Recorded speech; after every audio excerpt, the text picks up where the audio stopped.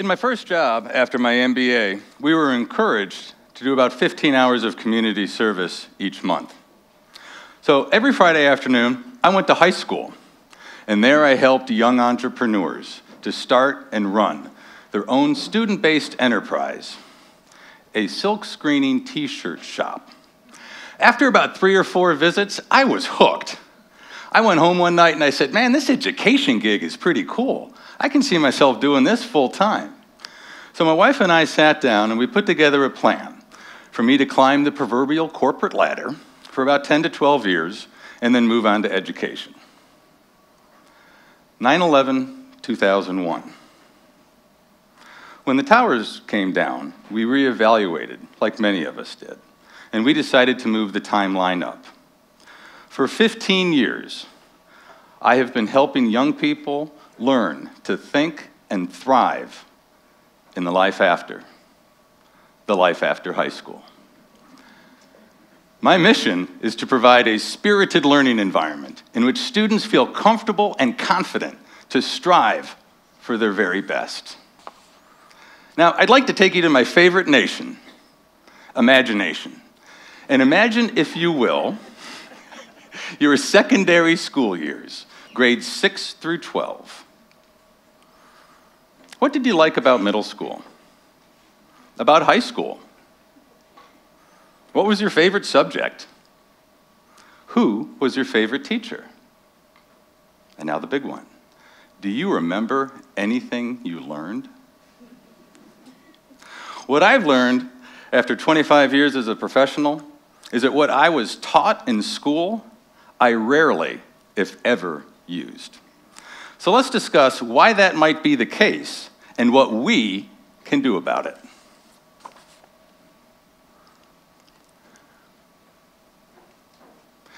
In 1983, a landmark government report came out entitled A Nation at Risk. It was about the American education system. In it, the report stated, if an unfriendly power had attempted to impose on America the mediocre educational performance that exists today, we very well might have viewed it as an act of war. That was 35 years ago. How have we done since then? Many of us are familiar with Einstein's theory on insanity. I'm here to tell you, we must be insane. I mean, in those 35 years since the publication of A Nation at Risk, we have engaged industry to shape education. We have decentralized the system. We've centralized the system. We've tried to leave no child behind. We've had a race to the top.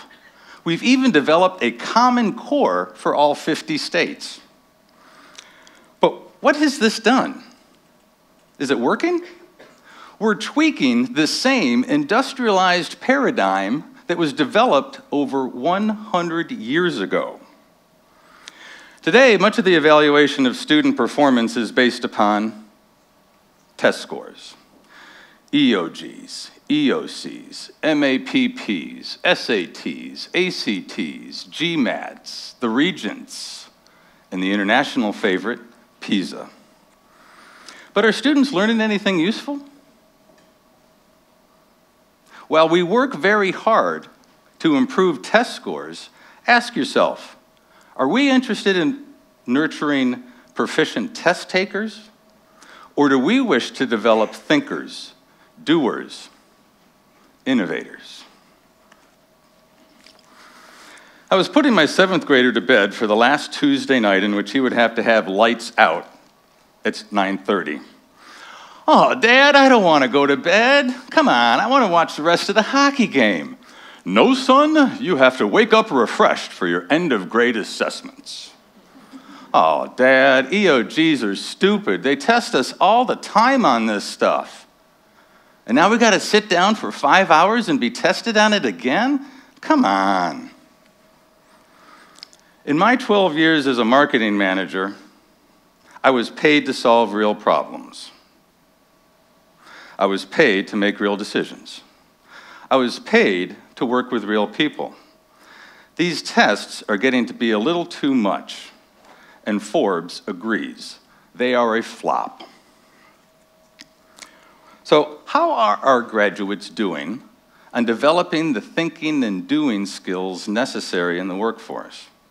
Well, that depends upon who you ask. The ultimate customer of our overall education system are the employers, companies large and small across our globe. In 2016, Gallup conducted a poll. They surveyed universities and employers. In this poll, 96% of universities thought that they were preparing their graduates for success in the workplace. Sounds pretty awesome. In contrast, 11% of employers, 11% of employers thought that the graduates that they were hiring had the competencies necessary for success in the workplace. Seems like a bit of a gap for me. But really, what difference does this make? Who really cares after all? Well, it makes a big difference, obviously, to the employers who are hiring our graduates. Countless articles have come out in the last year or so. This is just one of them from the Wall Street Journal. Employers aren't just whining, the skills gap is real. And companies pay dearly to develop these skills. In 2013, Forbes magazine reported that worldwide, companies spent $130 billion on leadership and organizational development. That's with a B, by the way. So why are employers having to pay so much to develop these skills? Well, with the exception of the education industry, a lot has changed in the last century. First, the raw materials from which we have to make the products, the student, has changed. Second, the product specifications demanded by the customer, the employers, has changed. And third, our environment is constantly changing. What we learn in school today very well may be a thing of the past tomorrow. So what can we offer our young learners that actually adds value to their human capital and by the time they get to work hasn't become extinct? In 1991, we were introduced to scan skills. Scan skills became soft skills. Soft skills became 21st century skills. Today, we're calling them survival skills. But ask yourself, why do we call them 21st century skills? Are these not the same skills that man used to, say, invent the wheel, put man on the moon? We call them 21st century skills because in the 20th century, we schooled out of our children collaboration, communication, creativity, and critical thinking. And a very important fifth C, curiosity. And another thing, why do we call them soft when apparently they are so hard to obtain? $130 billion? Really? So for over 35 years, we have been lamenting about the state of the American education system. Yet our testing needle has barely moved, and employers are continuously disgruntled about the skills that their new hires have. Each year, Gallup conducts a poll. It measures student engagement. Student engagement has been linked directly by Gallup to student success. And yet, from the time that students enter 5th grade to the time that they graduate high school, they are less and less engaged in what Gallup calls the student engagement cliff. We can conclude from looking at this graph that 50% of middle schoolers and 2/3 of high schoolers are bored. Toward the end of last school year, one of the better learners, thinkers, and doers that I've had in my classroom came in after school. She showed me an Instagram from a friend of hers who also happened to be a student of mine. This Instagram said how stressful and tiring the junior year was. The emerging leader in my room looked at me, held back a yawn, and said, "No one looks forward to school anymore." Is this what we want for our high school graduate memories to be? No one looks forward to school anymore? I don't want to lay the blame at the feet of the education system. However, there was a recent study that was done in North Carolina, surveyed 12 to 17-year-olds. 16% of them had said they had seriously considered suicide. I'd like to think we can help. My vision is for all students of all ages to wake up every day looking forward to going to school, not dreading it.